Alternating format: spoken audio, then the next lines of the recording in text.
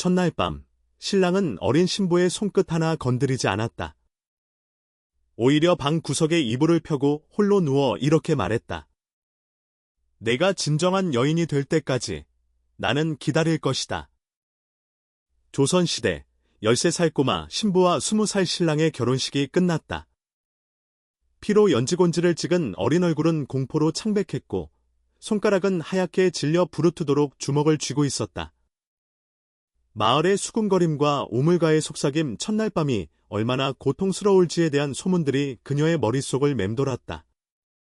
신방은 새빨간 치마폭이 떨어지는 소리 이후 숨 막힐 듯한 침묵만이 가득했다. 그러나 신랑 준호의 선택은 모든 예상을 뒤집었다. 욕망의 눈빛 대신 그의 눈동자에는 깊은 연민과 단호한 결의가 서려 있었다. 그는 홀레복 대신 목화이불을 꺼내 방 한켠에 펼쳤다. 나는 오늘 밤 너를 안지 않을 것이다. 그 말은 이 시대에 상상조차 할 수 없는 선언이었다.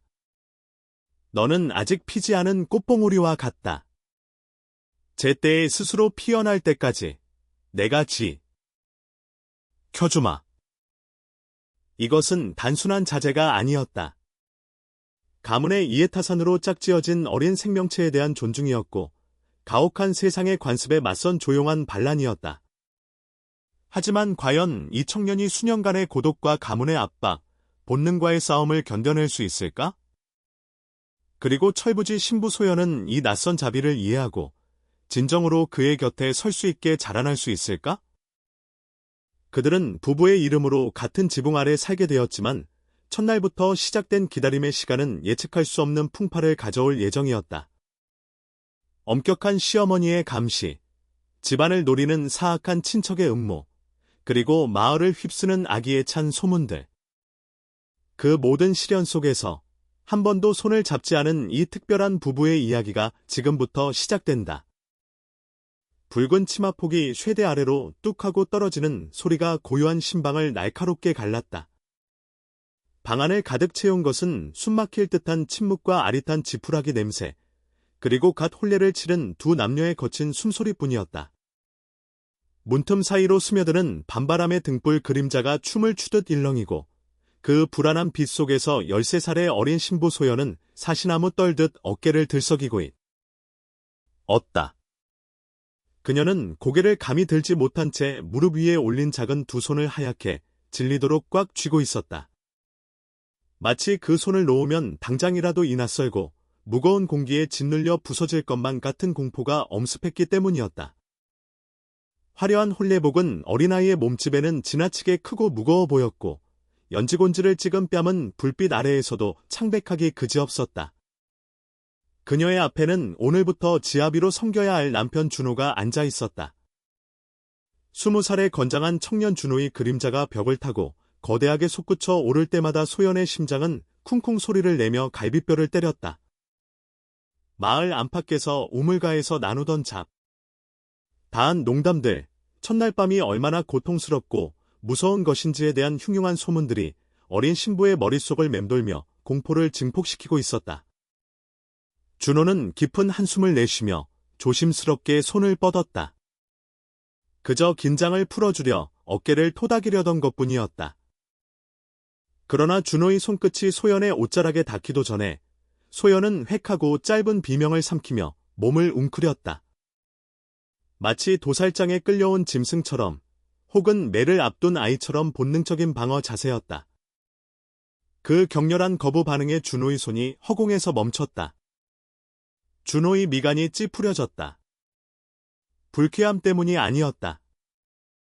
눈앞에 이 작은 생명체가 느끼고 있을 원초적인 두려움이 고스란히 해져왔기 때문이었다. 이것은 혼례가 아니라 차라리 폭력이 아닌가? 준호는 씁쓸한 표정으로 걷어들인 손을 무릎 위에 다시 올렸다. 방금 전까지 마당을 가득 메웠던 하객들의 왁자지껄한 웃음소리와 축하의 말들이 환청처럼 귓가를 맴돌았으나 정작 신방 안의 현실은 차갑게 식어가는 술잔처럼 냉정했다. 준호는 눈앞의 신부를 다시금 찬찬히 뜯어보았다. 아직 솜털이 보송보송한 얼굴, 제대로 성숙하지 못한 좁은 어깨, 그리고 두려움에 젖어 물기가 어린 눈망울. 그것은 여인이라기보다는 그저 겁에 질린 어린아이의 모습 그 자체였다. 사실 이 혼례는 준호의 의지와는 상관없이 가문의 결정으로 급작스럽게 이루어진 것이었다. 몰락해가는 양반 가문인 준호의 집안과 재력, 은 있으나 신분이 낮아 양반 사위를 드리고 싶어 했던 소연의 집안의 이해타산이 맞아떨어진 결과였다. 준호는 어릴 적부터 글귀를 좋아하고 성품이 온화하여 무너져가는 가문을 다시 일으켜 세울 유일한 희망으로 여겨졌다. 부모님은 가문의 안위를 위해 아들을 어린아이와 짝지어 주는 것을 주저하지 않았고 준호 역시 효성을 천명으로 아는 선비였기에 그 뜻을 거역할 수 없었다. 그러나 막상 신방에 들어와 마주한 현실은 책 속에서 배운 도리와는 너무나도 다른 질감으로 다가왔다. 소연은 아직 세상을 알기도 전에 부모의 품에서 어리광을 부려야 할 나이에 남편 수발과 시집살이라는 거대한 짐을 짊어지게 된 것이다. 준호는 자신의 욕망을 채우기 위해 이 어린아이를 취한다는 것이 얼마나 잔혹한 일인지 뼈저리게 느끼고 있었다. 그의 내면에서 사내로서의 본능과 사람으로서의 도리가 치열하게 부딪혔다. 고개를 들어보시오. 준호의 목소리는 낮았지만 부드러웠다. 그러나 소연에게는 그마저도 천둥소리처럼 들렸는지 그녀는 더욱 고개를 깊이 숙이며 몸을 떨었다. 준호는 혀를 차는 대신 짐짓 더 부드러운 어조로 말을 이었다. 내가 너를 잡아먹으려는 것이 아니다. 그저 얼굴이나 한번 제대로 보고자 함이니 두려워 말고 나를 보아라. 그제야 소연은 아주 천천히 조심스럽게 고개를 들었다. 눈물로 얼룩진 눈가와 두려움이 가득한 검은 눈동자가 준호의 시선과 마주쳤다. 그 눈빛은 마치 숲속에서 덫에 걸린 어린 노루의 눈망울 같았다. 준호는 가슴 한구석이 욱신거리는 것을 느꼈다. 이 아이는 나를 지아비로 보는 것이 아니라 자신을 해칠지도 모르는 낯선 포식자로 보고 있구나. 준호는 씁쓸한 미소를 지으며 방구석에 놓인 주안상으로 시선을 돌렸다. 합한주가 담긴 표주박이 덩그러니 놓여 있었다. 그는 술을 따르는 대신 조용히 자리에서 일어나 창호지 문 쪽으로 걸어갔다. 소연의 시선이 다급하게 그의 등 뒤를 쫓았다. 혹시 그가 화가 나서 나가 버리는 것은 아닌지, 아니면 몽둥이라도 가져오려는 것인지 알 수 없는 공포가 그녀를 휘감았다. 하지만 준호는 문을 여는 대신 방 한쪽에 쌓여있던 두꺼운 목화솜 이불을 펴기 시작했다. 보통의 첫날 밤이라면 신랑과 신부가 함께 덮을 원작금침이었으나 준호의 손길은 어딘가 달랐다.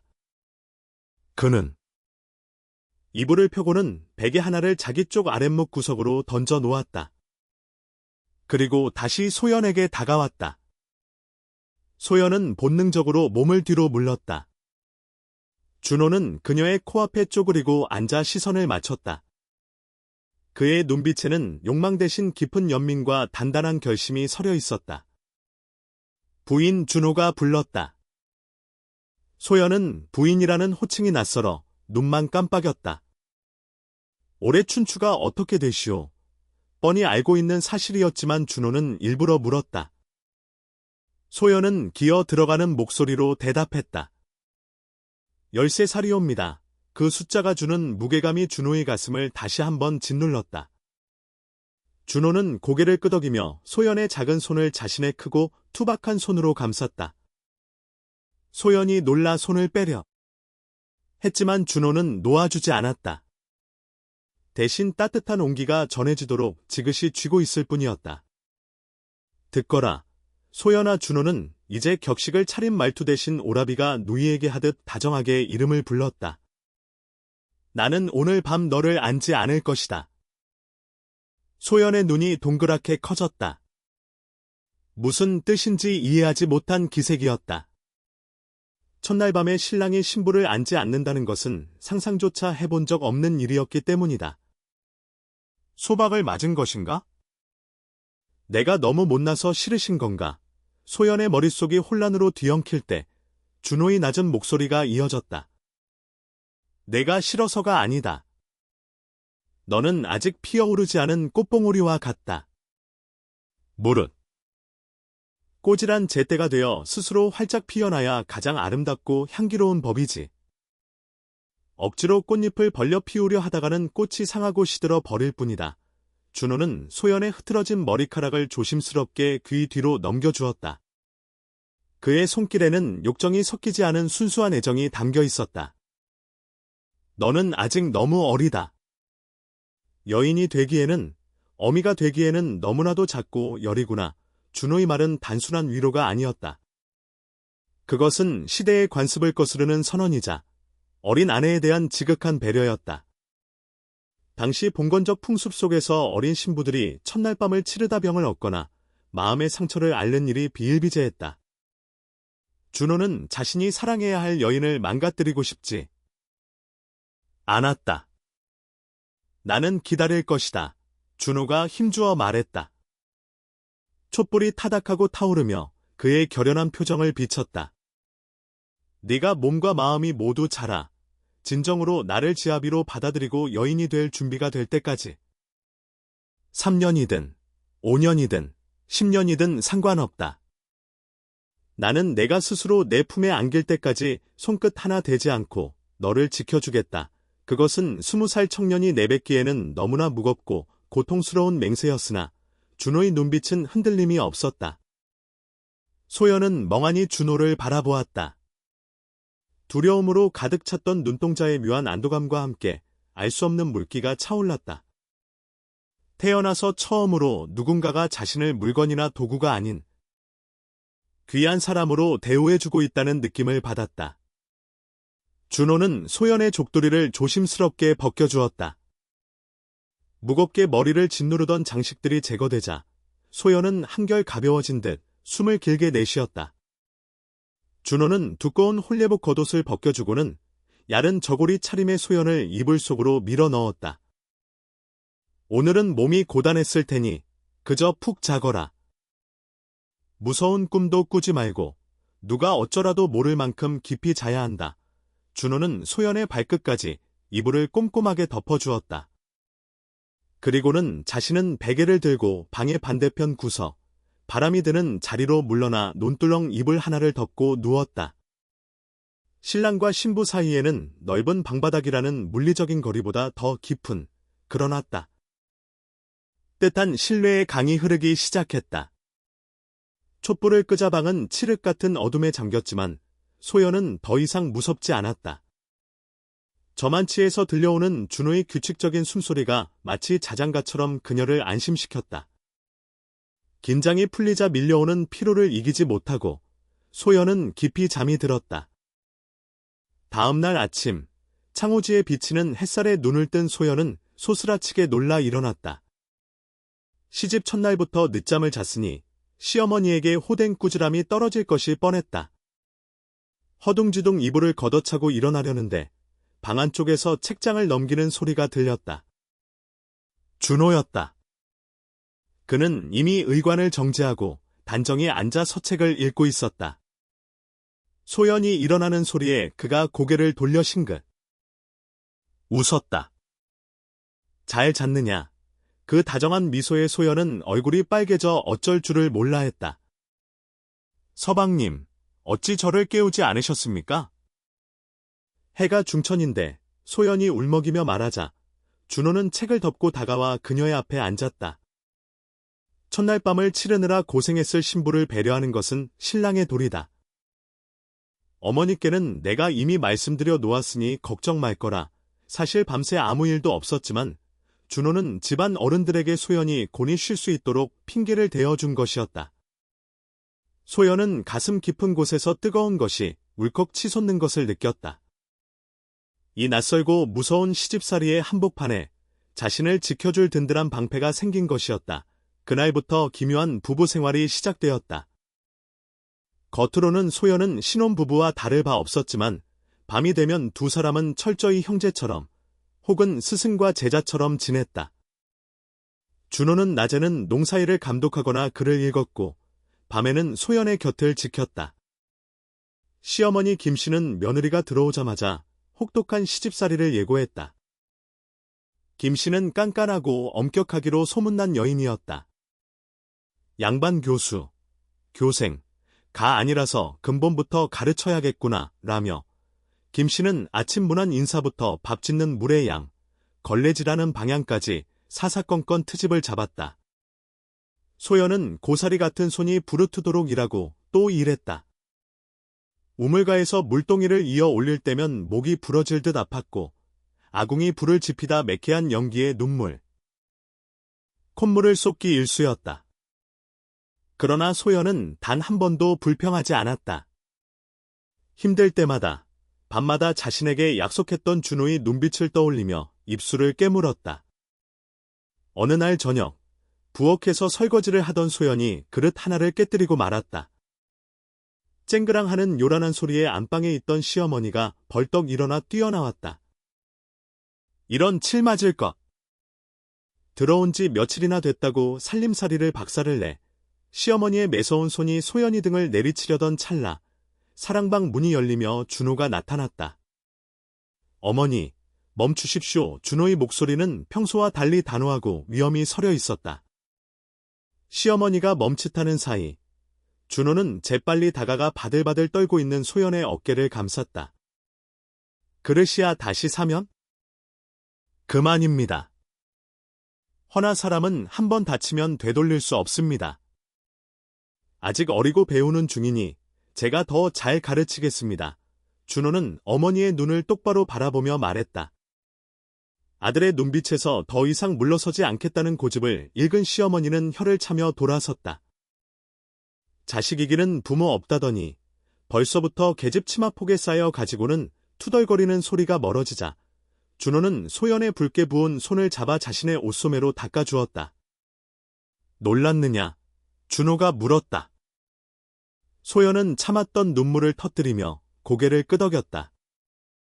준호는 그런 소연을 조용히 다독였다. 내 잘못이 아니다. 손이 미끄러진 것뿐이야. 내 너에게 약속하지 않았느냐? 너를 지켜주겠다고 그날 밤 준호는 붓과 종이를 꺼내 소연 앞에 놓았다. 이제부터 밤마다 내게 글을 배우거라. 시어머니의 꾸중을 피하려면 지혜가 필요하고 그 지혜는 글에서 나온다. 또한 내가 글을 알면 세상이 달리 보일 게다. 소연은 놀란 눈으로 준호를 바라보았다. 여자가, 그것도 평민 출신 며느리가 글을 배운다는 것은 가당치 않은 일이었다. 하지만 준호는 이미 먹을 갈고 있었다. 촛불 아래 쓰여 내려가는 글자 하나하나가 소연의 가슴 속에 박혔다. 하늘천, 땅지, 그것은 단순히 글자를 배우는 것이 아니라 준호가 소연에게 새로운 세상을 열어주는 의식과도 같았다. 촛불은 들렸지만 두 사람의 그림자는 벽 위에서 하나로 포개져 흔들림 없이 단단했다.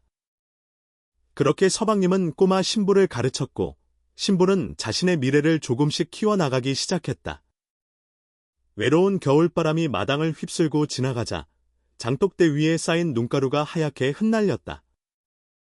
이른 새벽의 공기는 살을 내는 듯 차가웠고 우물가에 쭈그리고 앉은 소연의 작은 등은 둥글게 굽어 있었다.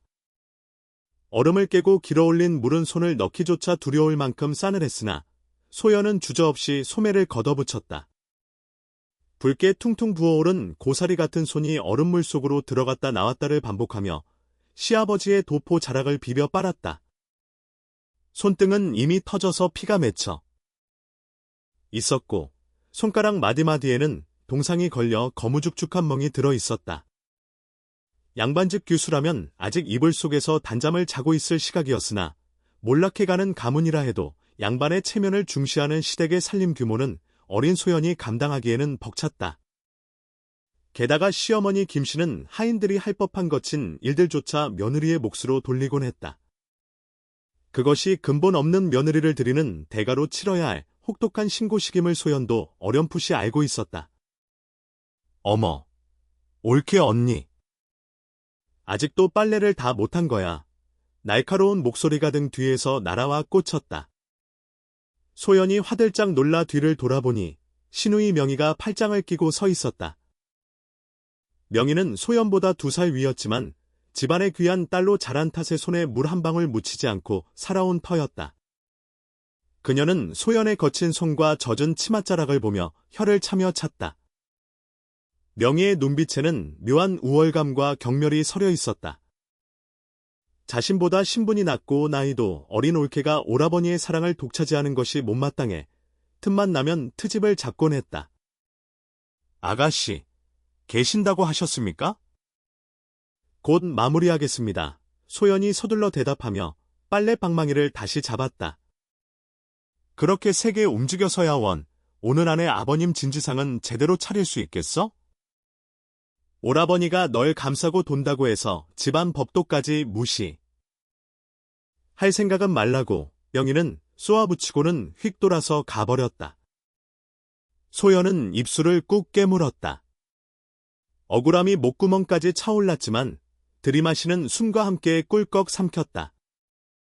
눈물이 나올 것 같았지만 울지 않았다. 울어봤자 달라질 것은 없었고 오히려 시어머니의 꾸중만 더할 뿐이었다. 소연은 빨개진 손에 입김을 불어가며 다시 빨래를 문질렀다. 문득 어젯밤 준호가 해준 말이 떠올랐다. 너는 귀한 사람이다. 그 한마디가 얼어붙은 가슴속의 작은 불씨처럼 남아 그녀를 지탱하고 있었다. 고된 하루 일과가 끝나고 어둠이 내려앉을 때쯤이면 소연의 심장은 다시금 쿵쿵 뛰기 시작했다. 두려움 때문이 아니었다.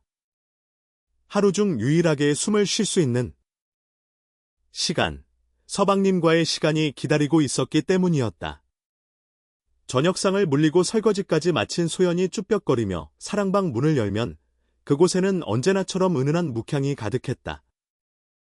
준호는 책상 앞에 앉아있다가 소연이 들어오는 기척을 느끼면 하던 일을 멈추고 환히 웃었다. 그 미소를 볼 때마다 소연은 하루 종일 굳어있던 어깨의 긴장이 눈 녹듯 사라지는 것을 느꼈다. 오늘도 고생했다. 손 좀 다오. 준호는 소연이 자리에 앉기도 전에 그녀의 손부터 찾았다. 거칠어진 손등을 어루만지는 준호의 눈가가 파르르 떨렸다. 그는 미리 준비해둔 호랑이 기름을 꺼내 소연의 손등에 꼼꼼하게 발라주었다. 매캐하면서도 시원한 향이 코끝에 찌르는 듯했다. 준호의 투박한 손가락이 상처난 부위를 조심스럽게 문지를 때마다 따가움보다는 따뜻한 온기가 전해졌다. 소연은 부끄러워 손을 빼려 했지만 준호는 단호하게 잡고 놓아주지 않았다. 이리 고운 손이 엉망이 되었구나. 내가 더 빨리 출세하여 호강시켜 주어야 하는데 면목이 없다. 아닙니다. 서방님. 저는 괜찮습니다. 며느리로서 당연히 해야 할 도리인거려? 도리도 좋지만 준호가 씁쓸하게 웃으며 책상 위에 놓인 종이를 펼쳤다. 도리를 지키는 것도 중요하지만 맹목적인 복종만이 능사는 아니다. 세상이 너를 함부로 대하지 못하게 하려면 내가 그들보다 더 넓은 세상을 품어야 한다. 준호는 붓을 들어 먹물을 듬뿍 적셨다. 그리고 하얀 화선지 위에 힘차게 글자를 써 내려갔다.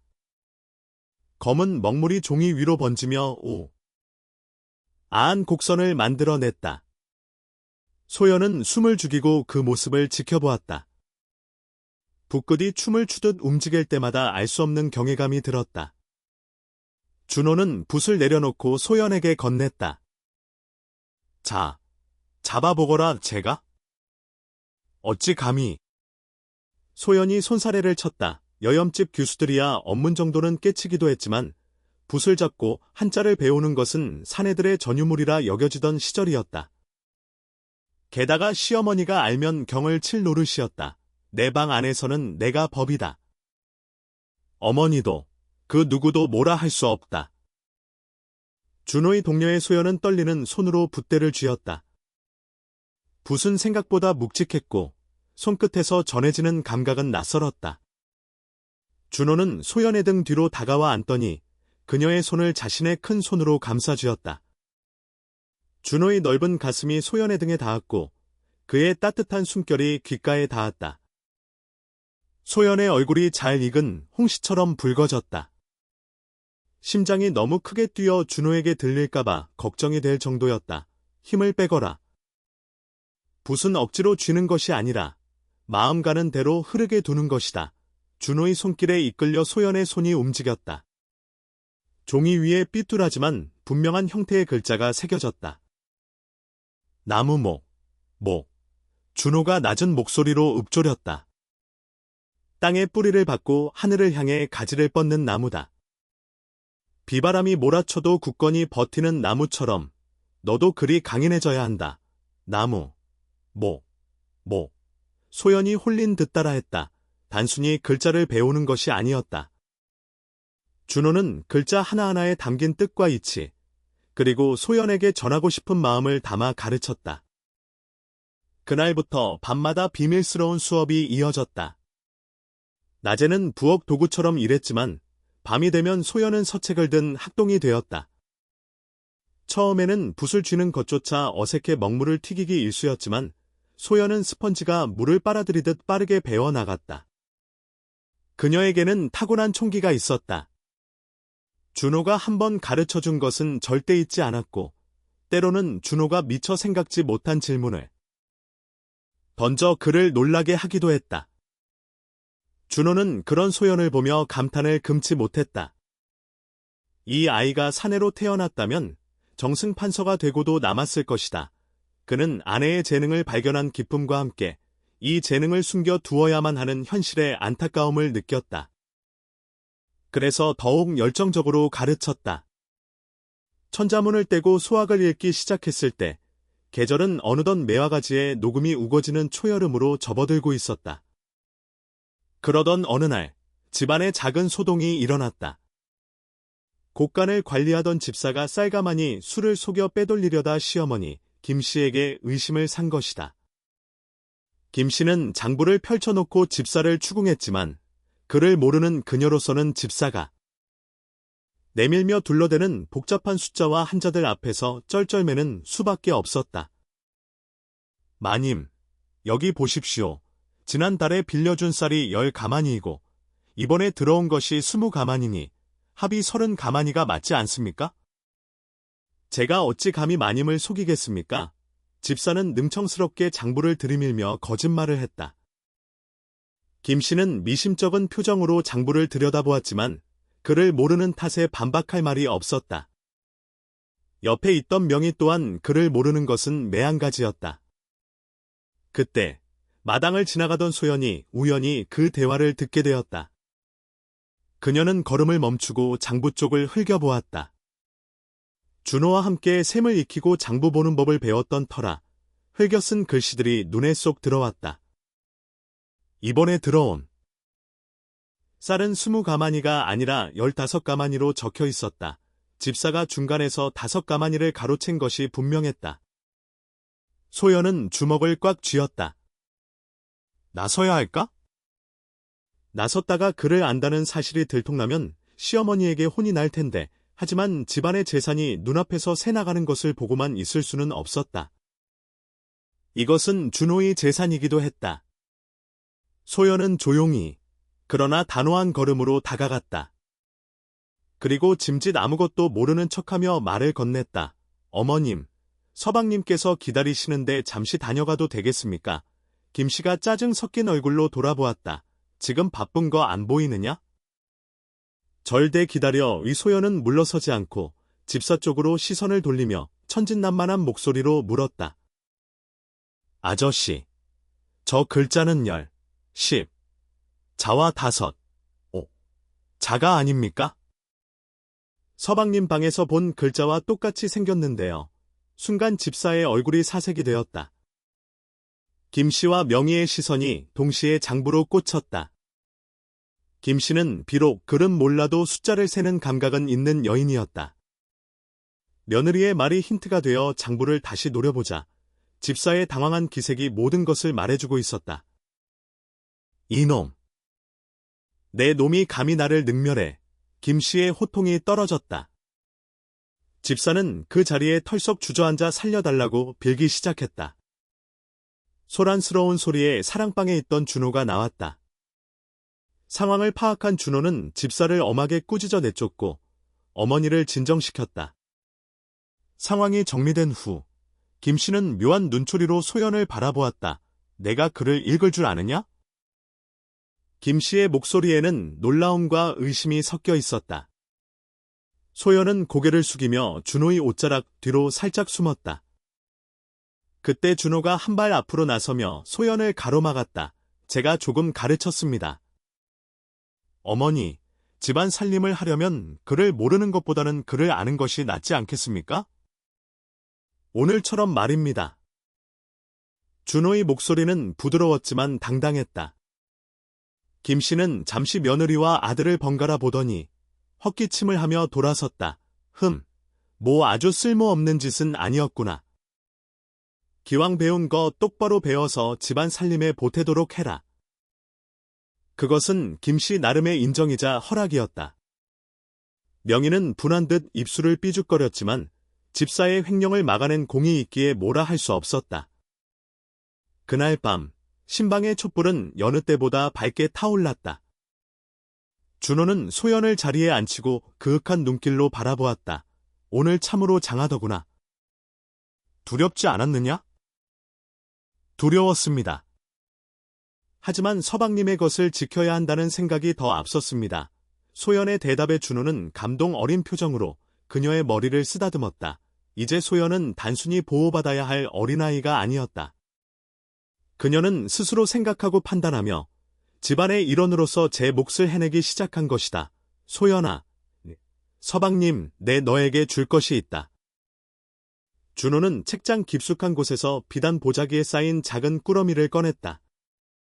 소연이 조심스럽게 보자기를 풀자 그 안에는 낙지만 깊이 있는 서책 한 권과 곱게 깎은 나무 비녀 하나가 들어있었다. 비녀 끝에는 작은 연꽃 봉오리가 조각되어 있었다. 준호가 직접 밤을 새워 깎은 것이었다. 이 책은 내 어머니가 그리고 할머니가 보시던 내운이다. 여인으로서 갖춰야 할 덕목이 적혀 있으나 내가 이 책에 얽매이기보다 이 책을 딛고 더 넓은 세상으로 나아가길 바란다. 그리고 이 비녀는 준호는 말을 잠시 멈추고 소연의 따뜻한 머리에 비녀를 꽂아 주었다. 내 이름이 소연이지 않느냐? 진흙 속에서도 맑고 향기로운 꽃을 피우는 연꽃. 너는 내게 그런 존재다. 지금은 아직 봉오리지만 언젠가 활짝 피어날 그날을 나는 언제까지고 기다릴 것이다. 소연은 비녀를 만지작거리며 눈시울을 붉혔다. 거친 시집살이의 고단함이 비녀의 매끄러운 감촉과 함께 씻겨 내려가는 듯했다. 그녀는 준호를 올려다 보았다. 촛불에 비친 그의 얼굴은 세상 그 어떤 사내보다 믿음직스럽고 다정했다. 소연은 처음으로 용기를 내어 준호의 손을 잡았다. 그리고 낮지만 분명한 목소리로 말했다. 서방님, 저도 서방님께 부끄럽지 않은 아내가 되겠습니다. 꼭 그리겠습니다. 두 사람의 그림자가 벽 위에서 하나로 어우러졌다. 창밖에는 여름을 재촉하는 비가 부슬부슬 내리고 있었지만 방 안은 봄날의 햇살처럼 따스했다. 준호는 소연에게 다시 붓을 쥐어주었고 소연은 그 붓으로 자신의 이름 두 글자를 또박또박 써 내려갔다. 그 글씨는 삐뚤했던 처음과는 달리 제법 힘이 있고 단단해져 있었다. 마치 척박한 땅에 뿌리를 내리고 자라나는 한 그루의 나무처럼 꼬마 신부는 그렇게 서책 속에서 그리고 남편의 사랑 속에서 무럭무럭 자라나고 있었다.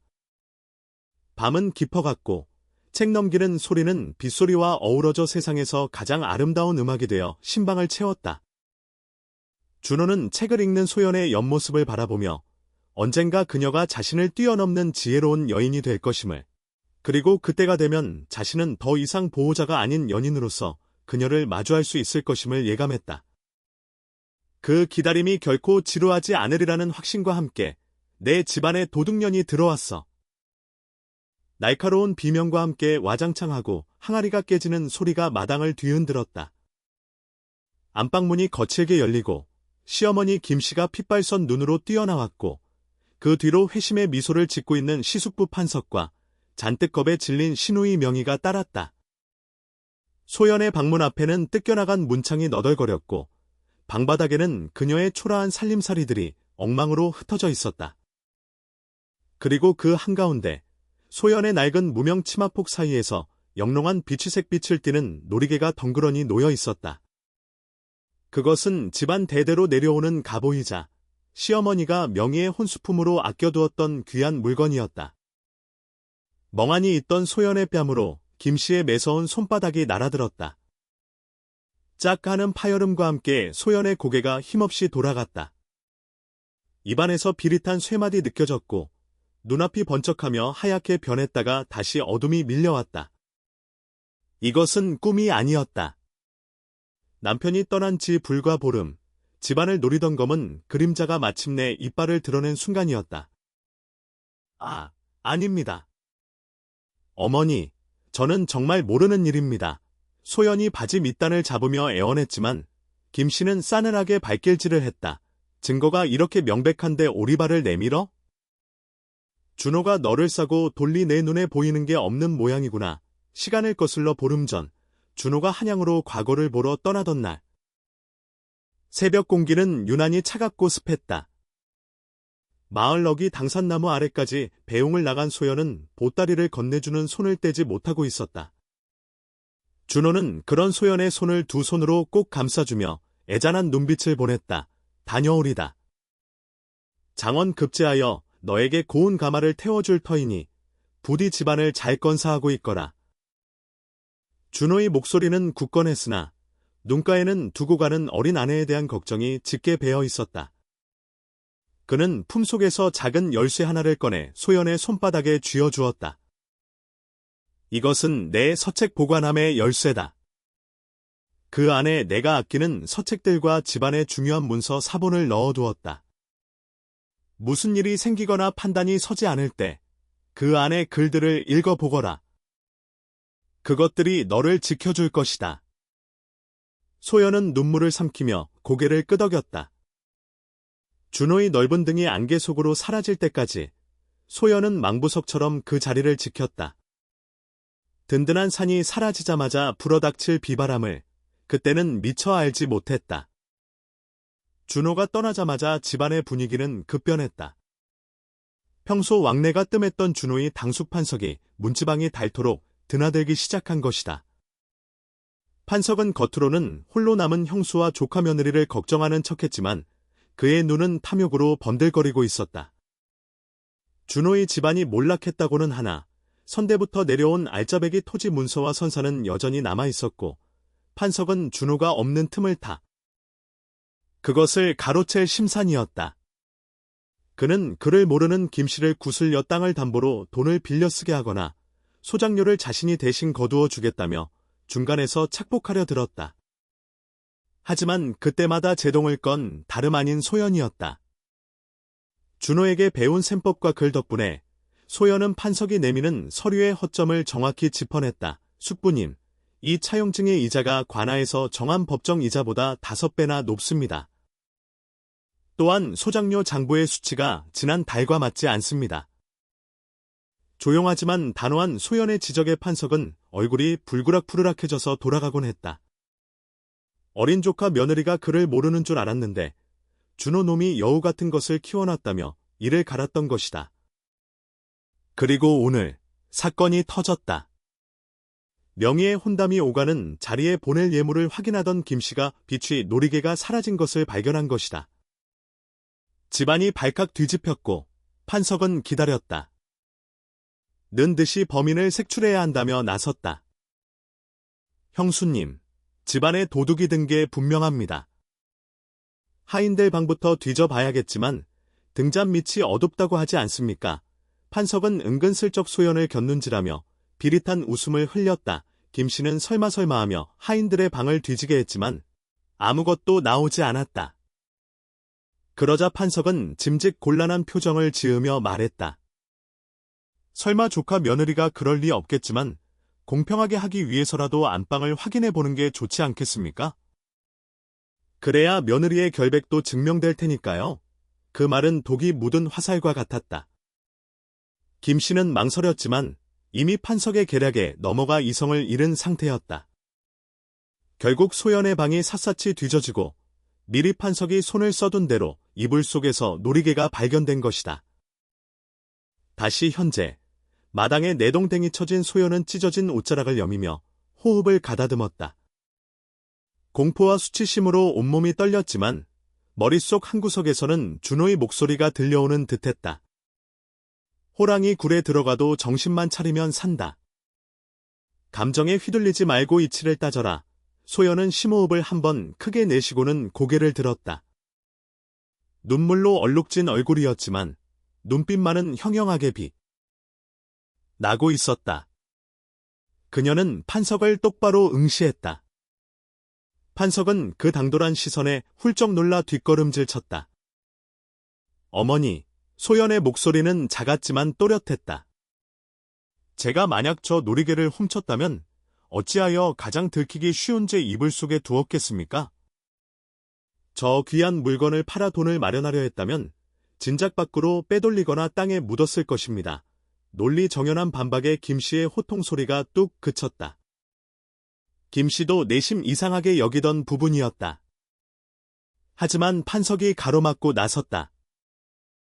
헌현이 아주 말대꾸가 청산유수구나. 급하게 숨기느라 미처 빼돌리지 못한 게지. 어디서 혓바닥을 놀려. 소연은 물러서지 않았다. 그녀는 바닥에 떨어진 놀이개를 가리키며 말했다. 어머니, 저 놀이개를 싸고 있던 비단 보자기의 매듭을 봐 주십시오. 김씨와 명희의 시선이 놀이개 옆에 떨어진 붉은색 보자기 매듭으로 향했다. 저 매듭은 석시 매듭이라 하여 주로 짐을 단단히 묶을 때 사내들이 쓰는 방식입니다. 저는 안방 교수들이 쓰는 나비 매듭밖에 할 줄 모릅니다. 서방님께 글은 배웠으나 저런 거친 매듭법은 배운 적이 없습니다. 소연의 말은 날카로운 비수처럼 판석의 허점을 찔렀다. 김씨가 눈을 가늘게 뜨고 매듭을 살폈다. 과연 소연의 말대로 투박하고 억센 매듭이었다. 평소 바느질 솜씨가 곱기로 소문난 소연이 묶었다고 보기에는 너무나 거칠었다. 판석의 얼굴이 당황으로 일그러졌다. 이게 무슨 억지냐? 네가 급해서 대충 묶다 보니 그리지. 판석이 버럭 소리를 질렀지만 목소리의 끝이 미세하게 떨리고 있었다. 소연은 여기서 멈추지 않고 결정적인 한 방을 날렸다. 그녀는 자리에서 일어나 판석에게 다가갔다. 숙부님의 버선에 묻은 저것은 무엇입니까? 모든 사람의 시선이 판석의 발끝으로 쏠렸다. 판석의 하얀 버선에는 붉은 진흙이 묻어 있었다. 어제 비가 와서 뒷마당 장독대 쪽 흙이 붉게 질척입니다. 제 방 뒷문은 장독대와 바로 연결되어 있지요. 저는 오늘 하루 종일 부엌과 안방에만 있어 뒷마당에는 나간 적이 없습니다. 제 신발을 보십시오. 소연이 자신의 꽃신을 내밀었다. 부엌 아궁이에 재만 묻어 있을 뿐 붉은 진흙은 어디에도 없었다. 반면 판석은 오늘 아침 일찍 들러 뒷마당을 통해 몰래 들어왔던 것이다. 김씨의 표정이 혼란해서 의심으로 바뀌며 판석을 향했다. 형수님, 전년이 지금 나를 모함하는 겁니다. 내가 조카 며느리 방에 몰래 들어갔다니 이게 말이나 됩니까? 판석은 펄펄 뛰었지만 상황은 묘하게 돌아가고 있었다. 그때 명희가 조심스럽게 입을 열었다. 어머니, 생각해보니 아까 숙부님께서 오셨을 때 소매 자락에서 딸그랑하는 소리가 났어요. 저는 그저 엽전 소리인 줄 알았는데? 철없는 신우이의 한마디가 불에 기름을 부은 격이 되었다. 판석은 사색이 되어 명희를 노려보았지만 이미 엎질러진 물이었다. 김씨는 비록 성질은 불같아도 사리분별은 할 줄 아는 여인이었다. 게다가 자신의 친족보다 돈을 더 밝히는 시동생의 성정을 누구보다 잘 알고 있었다. 김씨는 싸늘한 눈빛으로 판석을 쏘아보았다. 도련님, 설명해 보시지요. 어찌하여 도련님 버선에만 뒷마당 진흙이 묻어 있으며 아까 그 소리는 또 무엇입니까? 분위기가 반전되자 판석은 쥐구멍이라도 찾고 싶은 심정이었다. 그는 헛기침을 하며 뒷걸음질 쳤다. 호의를 베풀어 도둑을 잡아주려 했더니 사람을 아주 잡으려 드는구려. 내 더러워서 간다. 갈란 말이야. 판석은 쫓기듯 대문을 박차고 나갔다. 마당에는 다시 정적이 흘렀다. 김씨는 바닥에 떨어진 놀이개를 주워 먼지를 털어내고는 복잡한 표정으로 소연을 바라보았다. 억울함이 풀렸으나 소연은 기고만장하지 않았다. 오히려 옷매무새를 단정히 하고 김씨 앞에 무릎을 꿇었다. 어머니, 집안 단속을 제대로 하지 못해 이런 소란을 일으켰으니 며느리의 불찰이 큽니다. 용서하십시오. 소연의 겸손한 태도에 김씨의 굳은 얼굴이 조금 풀어졌다. 일어나거라. 네가 매랑한 구석이 있는 줄은 알았지만 일이 야무질 줄은 몰랐구나. 준호가 헛수고를 한 것은 아니었어. 김씨의 말에는 칭찬인 듯 아닌 듯한 묘한 뉘앙스가 섞여 있었지만 그것은 소연에게 내려진 최고의 면죄부였다. 명희도 추뼛거리며 다가와 소연의 눈치를 살폈다. 옳게. 아까는 미안했어. 그러나 폭풍은 완전히 지나간 것이 아니었다. 판석은 그날의 망신을 잊지 않고 더 악랄한 복수를 계획하고 있었다. 그는 마을의 건달들을 매수하여 준호의 집에 흉한 소문을 퍼뜨리기 시작했다. 어린 며느리가 밤마다 외간 남자와 통정을 한다더라. 시어머니를 독살하고 재산을 차지하려 한다더라 하는 입에 담지 못할 유언비어들이었다. 소문은 발 없는 말이 돼. 어천리를 가고 마을 사람들은 우물가에 모여 수군대기 시작했다. 김씨가 아무리 아니라고 해명해도 사람들은 자극적인 소문을 더 믿고 싶어 했다. 닫힌 대문 밖에서 들려오는 비웃음 소리에 소연은 방문을 걸어 잠그고 준호가 남기고 간 책을 읽고 또 읽었다. 군자는 홀로 있을 때 더욱 삼간다. 책 속의 글고를 되뇌며 그녀는 마음을 다잡았지만 억울함의 밤. 마다 베개를 적시는 일은 멈출 수 없었다. 그러던 어느 날 밤, 판석이 다시 찾아왔다. 이번에는 혼자가 아니었다. 그는 마을 이장과 집안의 어른들을 대동하고 나타나 가문의 명예를 더럽힌 며느리를 내쫓아야 한다고 들었다. 형수님, 온 마을에 소문이 파다합니다.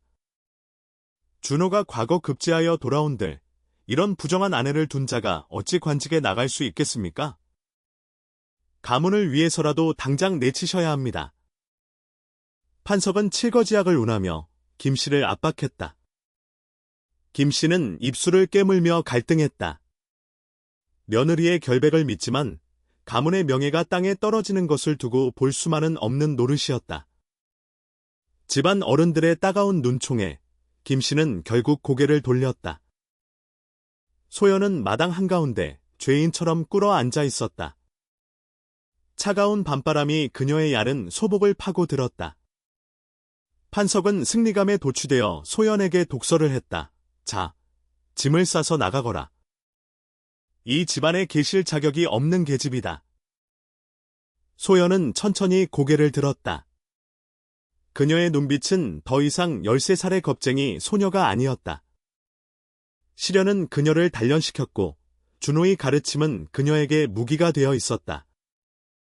소연은 품속에서 준호가 준 열쇠로 열어 서책 보관함에서 꺼낸 종이 한 장을 펼쳐들었다.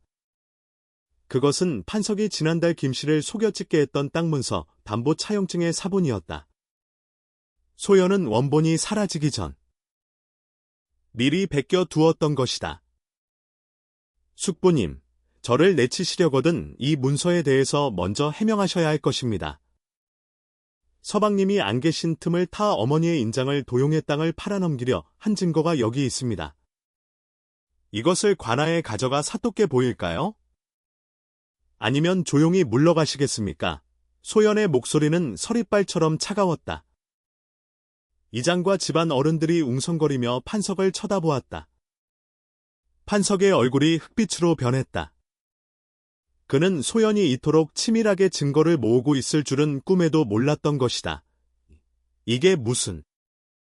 판석이 말을 더듬으며 뒷걸음질 쳤다. 소연은 종이를 높이 쳐들며 외쳤다. 제 결백은 하늘이 알고 땅이 압니다. 허나 가문을 더럽히는 진짜 도둑이 누구인지는 이 종이가 말해주고 있습니다. 서방님이 돌아오실 때까지 저는 이 집의 며느리로서 그리고 안주인으로서 제 자리를 지킬 것입니다. 누구도 저를 끌어낼 수 없습니다. 소연의 기백에 눌려 아무도 감히 나서지 못했다. 달빛이 구름을 뚫고 나와 소연의 모습을 비쳤다. 작고 여린 체구에서 뿜어져 나오는 위엄은 흡사장수와도 같았다. 판석은 꼬리를 내리고 도망치듯 사라졌고 어른들도 헛기침을 하며 하나 둘 자리를 떴다. 마당에 홀로 남은 소연은 그제야 다리가 풀려 주저앉았다. 손에 쥔 종이가 바스락거렸다. 멀리서 새벽 닭이 울어. 다 춥고 길었던 밤이 지나고 있었지만 소연은 알고 있었다. 이것이 끝이 아니라 더 큰 싸움의 시작임을. 그리고 언젠가 돌아올 그에게 부끄럽지 않은 모습으로 서기 위해 자신은 더 강해져야 함을 뼈저리게 되새겼다. 그녀의 시선은 한양 쪽 하늘을 향해 있었다. 서방님, 부디 무사히 돌아오십시오. 제가 지키고 있겠습니다. 끌어내라. 집안의 법도를 어지럽히고 어른을 능멸한 죄, 관하로 끌고 가서 그 혓바닥을 뽑아버려야 마땅하다. 우레와 같은 호통소리와 함께 대문이 박살날듯이 열렸다. 흙먼지가 자욱하게 피어오르는 가운데 며칠 전 쫓겨났던 숙부판석이 관아의 포졸들을 대동하고 들이닥쳤다. 그의 뒤로는 마을의 불량배들까지 몽둥이를 들고 합세하여 고요하던 준호의 집안 마당은 순식간에 아수라장으로 변했다. 판석의 얼굴에는 지난번의 수모를 갚아주겠다는 도끼와 비열한 승리감이 번들거리고 있었다. 그는 의기양양하게 뒷짐을 진 채 마당 한가운데 서 있는 소영과 시어머니 김씨를 내려다보았다. 김씨는 사색이 되어 자리에 주저앉았고 명희는 공포에 질려 어머니의 치맛자락 뒤로 숨어 울먹이고 있었다. 오직 소연만이 파랗게 질린 입술을 꽉 깨문 채 흔들리는 눈빛을 감추며 꿋꿋이 서 있을 뿐이었다. 그녀의 손에는 땀으로 젖은 장부 한 권이 생명줄처럼 들려 있었다. 그것은 준호가 남기고 간 집안의 재산 목록과 판석의 비리가 적힌 문서였다. 판석은 거들먹거리며 앞으로 나섰다. 형수님, 보시다시피 관아에서 차용증의 효력을 인정하여 집달관을 보내셨습니다. 기한 내에 돈을 갚지 못했으니 이 집과 전답은 이제 내 소유가 되는 것입니다. 판석이 내미는 문서는 명백히 위조된 것이었으나 그가 미리 뇌물을 먹인 부패한 이방은 짐짓 엄한 표정으로 고개를 끄덕였다. 법대로 집행하겠으니 썩 물러나시오. 그렇지 않으면 공무집행방해로 옥에 가두게 될 것이요. 이방의 위협적인 말에 김씨는 가슴을 치며 통곡했다. 아이고, 이날 강도들아.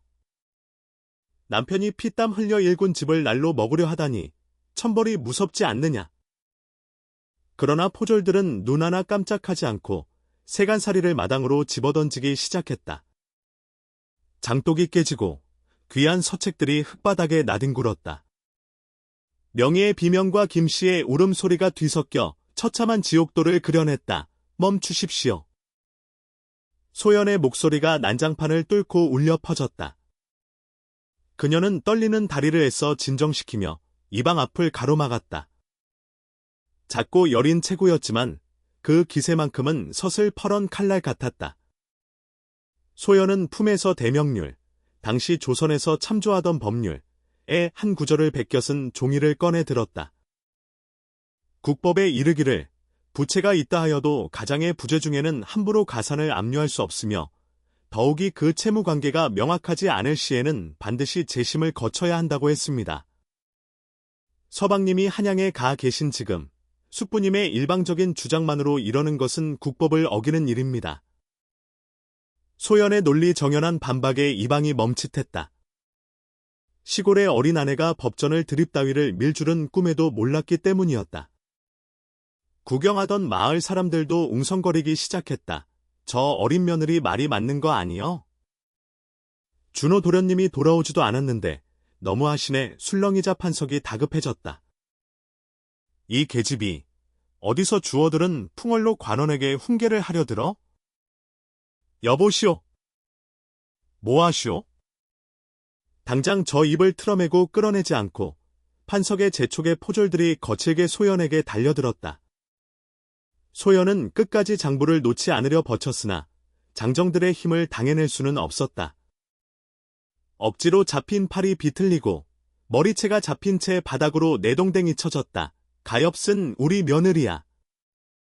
소연의 비명에 김씨가 달려들어 포졸의 팔을 물어뜯으며 저항했지만 발길질 한 번에 나가 떨어졌다.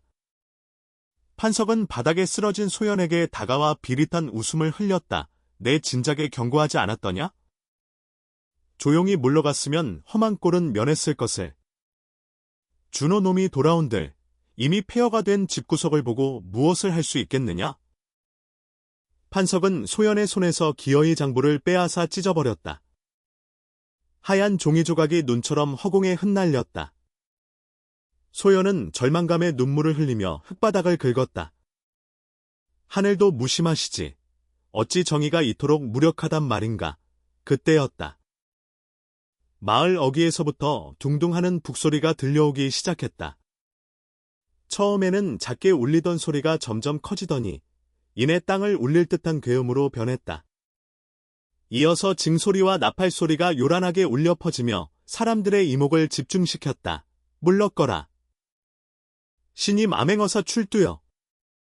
아니, 장원 급제하신 홍패를 든 합격자 행차시다.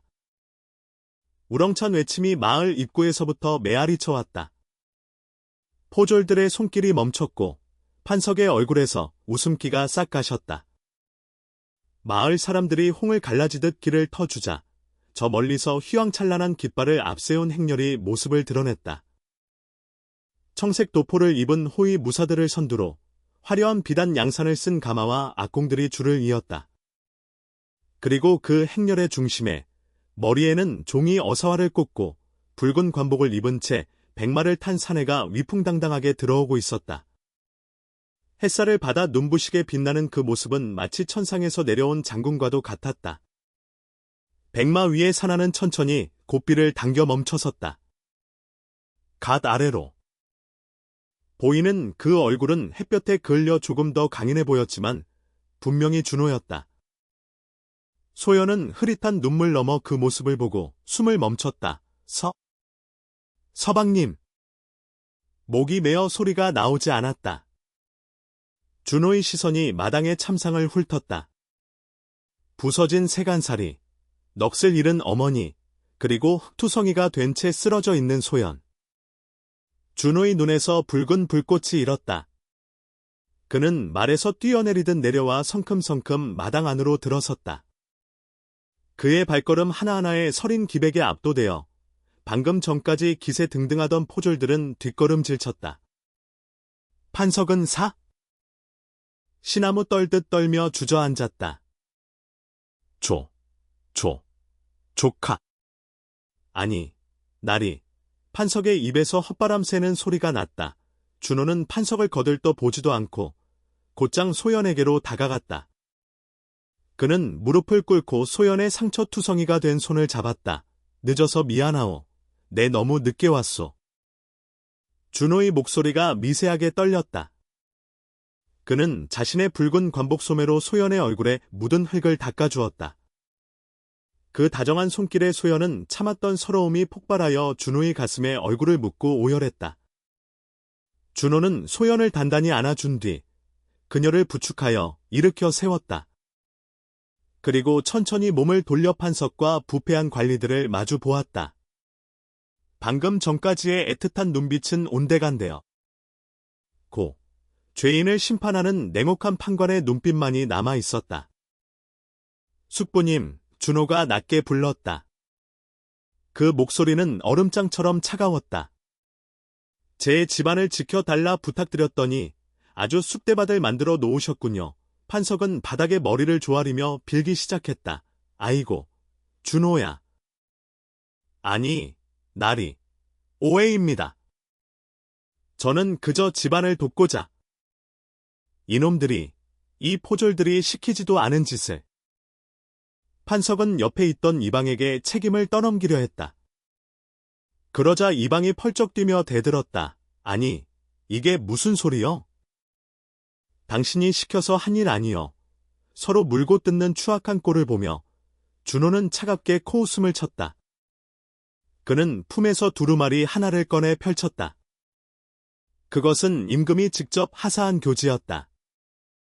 나는 이번 과거에서 장원을 하여 전하께 특별히 이 고을의 비리를 감찰하라는 어명을 받고 내려온 길이요.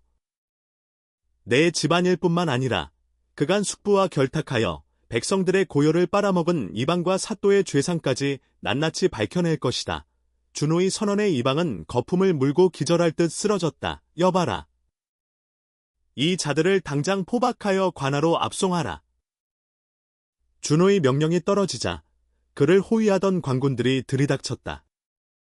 상황이 역전되어 판석과 이방, 그리고 행패를 부리던 불량배들이 줄줄이 굴비 엮듯 포박되었다. 판석은 끌려가면서도 준호를 향해 애원했다. 준호야, 내가 내 당숙이다. 핏줄을 봐서라도 제발 한 번만 용서해다오. 그러나 준호는 눈 하나 깜짝하지 않았다. 핏줄이라 하셨습니까? 숙부님께서 제 아내와 어머니를 짐승보다 못한 취급을 하실 때 그 핏줄의 정은 이미 끊어졌습니다. 국법은 지엄하니 가서 죄값을 치르십시오. 판석의 처절한 비명 소리가 멀어질 때까지 마을 사람들은 숨을 죽이고 그 광경을 지켜보았다. 이윽고 마당에는 정적이 찾아왔다. 악은 처단되었고 정의가 바로 섰다. 마을 사람들은 그제야 환호성을 지르며 만세를 불렀다. 암행어사 만세. 준호 도련님 만세. 준호는 소란이 정리되자 어머니 김씨에게 큰 절을 올렸다. 어머니, 불효자가 늦게 돌아와 심려를 끼쳤습니다. 용서하십시오. 김씨는 아들의 손을 잡고 하염없이 눈물을 흘렸다. 아니다. 장하다. 내 아들. 내가 우리 집안을 살렸다. 김씨는 아들의 금위환양이 꿈만 같아 아들의 얼굴과 관복을 번갈아 만져보았다. 명희도 오빠의 위험에 눌려 감히 말도 못 붙이고 눈치만 보고 있었다. 준호는 어머니를 위로한 뒤 다시 소연에게 시선을 돌렸다. 소연은 옷매무새를 가다듬고 준호에게 절을 하려 했다. 그러나 준호가 그녀의 어깨를 잡아 제지했다. 부인, 절을 받아야 할 사람은 내가 아니라 부인이요. 준호의 말에 주위가 조용해졌다. 사대부가의 남자가 아내에게 공을 돌리는 것은 흔치 않은 일이었기 때문이다. 내가 없는 동안 이 집안을 지킨 것은 내가 아니라 부인이었소. 부인이 아니었다면 우리 집안은 이미 풍비박산이 났을 것이요. 그대의 지혜와 용기가 가문을 살렸소. 준호는 품속에서 새로운 비단 보자기를 꺼냈다. 그 안에는 한양에서 사온 고운 빛이 놀이개가 들어있었다. 판석이 훔쳐갔던 것보다 훨씬 더 빛깔이 곱고 아름다운 것이었다. 준호는 소연의 저고리 고름에 직접 놀이개를 달아주었다. 이것은 내 마음의 증표여. 고생 많았소. 소연아. 소연은 놀이개를 어루만지며 준호를 올려다 보았다. 서방님. 그녀의 눈에서 기쁨과 안도의 눈물이 주르륵 흘러내렸다. 준호는 소연의 눈물을 닦아주며 환하게 웃었다. 그 미소는 과거 급제의 영광보다 눈앞의 아내를 되찾은 기쁨으로 더욱 빛나고 있었다. 그날 밤, 마을에서는 큰 잔치가 벌어졌다. 돼지를 잡고 술을 내어 마을 사람들을 대접했다. 사람들은 준호의 덕망을 칭송하고 소연의 현명함을 입에 침이 마르도록 칭찬했다. 역시 그 남편의 그 아내라니까 떡잎부터 다르더니만 시어머니 김씨는 덩실덩실 춤을 추었고 명희조차 소연에게 술 한 잔을 권하며 화해의 손길을 내밀었다. 옳게 내가 철이 없었어. 그동안 미안했어. 소연은 명희의 잔을 받으며 웃어주었다. 모든 갈등과 오해가 눈 녹듯 사라지는 밤이었다. 준호와 소연은 사람들 틈에서 살짝 빠져나와 뒤뜰로 향했다. 보름달이 환하게 뜬 밤, 두 사람은 매와 나무 아래 나란히 섰다. 준호는 어사화가 꽂힌 사모를 벗고 소연의 손을 잡았다. 그의 손바닥은 여전히 따뜻하고 굳건했다. 이제 모든 것이 제자리를 찾았구나. 준호가 밤하늘을 올려다보며 말했다. 서방님. 꿈만 같습니다. 소연이 준호의 어깨에 머리를 기대며 대답했다. 이제 약속을 지킬 때가 된 것 같구나. 준호가 의미심장한 말을 던졌다. 약속이라 하시면 소연이 고개를 들어 그를 바라보았다. 준호는 소연의 눈을 깊이 들여다보며 말했다. 너를 온전한 나의 여인으로 맞이하겠다는 약속 말이다. 비록 혼례는 치렀으나 우리는 아직 진정한 부부가 되지 못했지. 이제 내가 더 이상 보호받아야 할 아이가 아니라 나와 나란히 걸을 수 있는 여인이 되었음을 오늘 모두가 보았다. 그러니 준호의 얼굴이 달빛 아래 붉게 물들었다. 소연의 심장도 다시금 세차게 뛰기 시작했다. 그것은 두려움의 박동이 아니라 설렘과 기대의 박동이었다. 조금만 더 기다려 주시겠습니까? 소연이 수줍게 물었다. 거절이 아니었다. 아직 마음의 준비가 덜 되었느냐? 준호가 조심스레 물었다. 아니옵니다. 소연이 고개를 저으며 살며시 미소 지었다. 서방님께서 저를 위해 낭만적인 시 한 수 읊어주시면 그때 답을 드리고 싶습니다. 준호는 껄껄 웃음을 터뜨렸다. 하하. 말랑한 꼬마 신부가 이제는 남편을 놀리기까지 하는구나. 좋다. 밤이 새도록 시를 읊어주마. 달빛 아래 두 사람의 웃음소리가 은은하게 퍼져나갔다. 고된 시련 끝에 찾아온 평화는 더욱 달콤했다.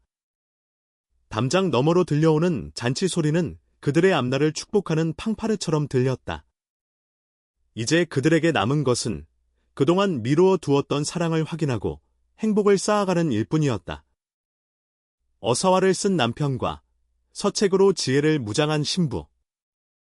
이 특별한 부부의 진짜 이야기는 이제부터가 시작이었다. 세월은 유수와 같이 흘러 어느덧 4번의 봄이 더 지나갔다. 뜰 암매와 나무는 그 사이 둥치를 굵게 키워 해마다 흐드러지게 꽃을 피웠고 그 꽃잎이 바람에 날려 마당을 하얗게 뒤덮는 늦봄의 어느 날이었다. 안채의 문이 열리고 한 여인이 삼진날 비처럼 마당으로 내려섰다. 옥색 치마에 연분홍 저고리를 입은 자태가 한 떨기 수선화처럼 고왔다. 지나가던 바람 조차 잠시 머물다 갈 듯했다. 그녀는 더 이상 보짐을 메고 눈물 짓던 13살의 꼬마 신부가 아니었다. 맑고 깊은 눈매에는 지혜가 서려 있고 단정하게 담은 입술에는 기품이 흘러넘치는 18살의 완숙한 여인, 바로 소연이었다. 그녀가 움직일 때마다 은은한 난초 향기가 배어나왔고 하인들은 그녀의 그림자만 비춰도 고개를 숙여 예를 표했다. 이제 그녀는 명실상부한 이 집안의 안주인이었다. 마님, 사랑채의 손님이 오셨는데 다과상을 내갈까요? 어린 몸종이 졸졸 따라와 묻자 소연은 부드러운 미소로 고개를 끄덕였다. 서방님께서 귀한 손님과 담소 중이시니 곶감 오림과 국화차를 내어 가거라. 차는 너무 뜨겁지 않게 시원하게 내고. 지시 하나하나에 빈틈이 없었다. 시어머니 김씨는 안방 문틈으로 며느리의 일거수일투족을 지켜보다가 흐뭇한 미소를 지으며 고개를 끄덕였다. 내 며느리지만 참으로 잘 컸어. 준호 놈이 사람 보는 눈 하나는 타고났단 말이지. 김씨는 이제 집안의 대소사를 모두 소연에게 맡기고 뒷방 늙은이로 물러나 유유자적한 삶을 즐기고 있었다. 예전에 그 깐깐하고 표독스럽던 시어머니의 모습은 온데간데 없었다. 소연의 지극한 효심과 현명한 처신이 김씨의 마음을 완전히 녹여버린 까닭이었다. 해질녘에 손님이 돌아가고 준호가 안채로 들어왔다. 관복을 벗고 편안한 평상복으로 갈아입은 준호의 모습은 여전히 훤칠하고 늠름했다. 그는 이제 조정에서도 인정받는 젊은 관료가 되어 있었다. 그러나 밖에서의 위엄과는 달리 소연 앞에서는 무장해제된 어린 아이처럼 다정한 미소를 지었다. 부인, 오늘 하루도 고단하셨지요? 준호가 다가와 소연의 손을 잡았다. 아니옵니다. 서방님께서 나라 일로 더 고단하셨을 테지요. 소연이 수줍게 웃으며 대답했다. 준호는 소연의 얼굴을 빤히 들여다보았다. 내해전 두려움에 떨던 그 작은 소녀는 이제 자신과 눈을 맞추고 대화를 나눌 수 있는 어여쁜 여인이 되어 있었다. 준호의 심장이 묵직하게 뛰었다. 그는 이 순간을 위해 지난 5년을 인내하며 기다려왔다.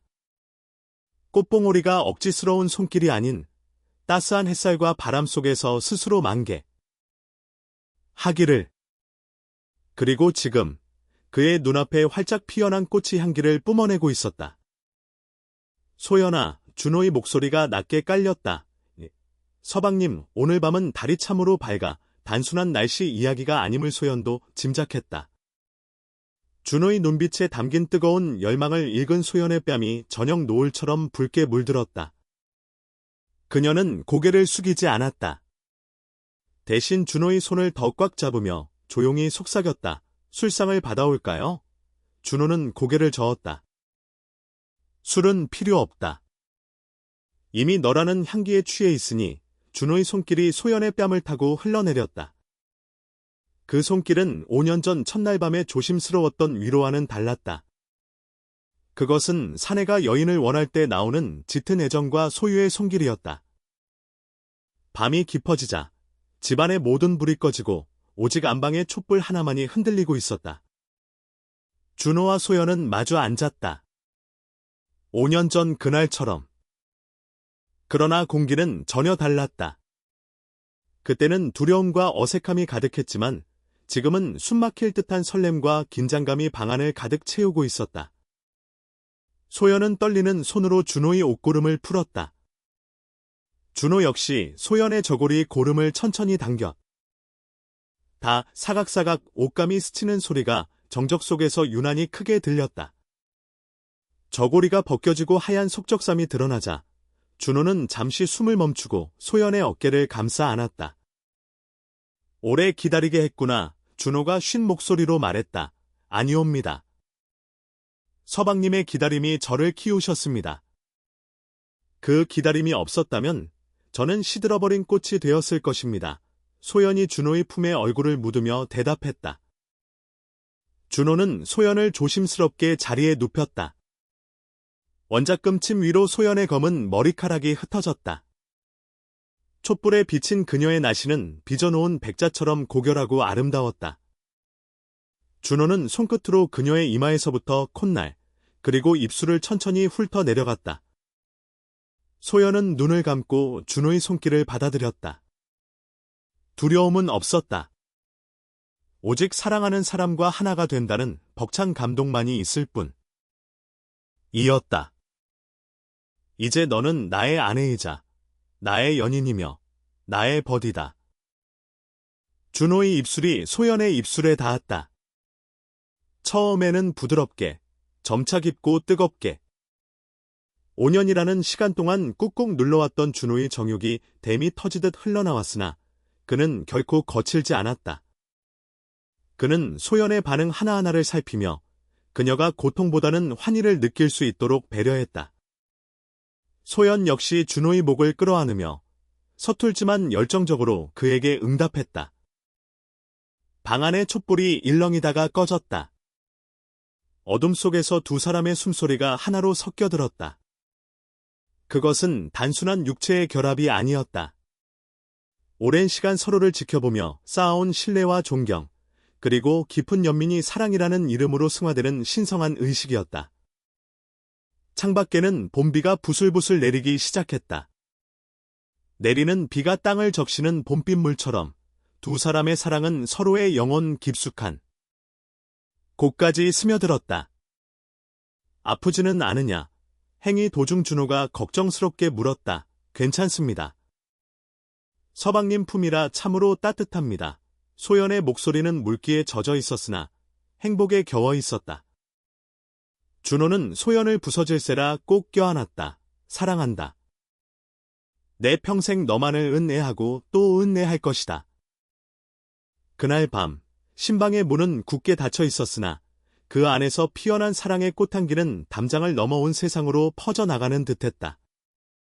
꼬마 신부는 그렇게 비로소 진짜 여인이 되었고 기다림을 아는 남편은 진정한 지아비가 되었다. 다시 세월이 흘러 10년이라는 시간이 지났다. 준호의 집 앞마당에는 아이들의 웃음소리가 끊이지 않았다. 아버님, 소자가 통감을 다 외웠습니다. 7살 난 맏아들이 졸졸 달려와 준호의 무릎에 매달렸다. 준호는 허어 웃으며 아들을 번쩍 들어올렸다. 오냐. 그래?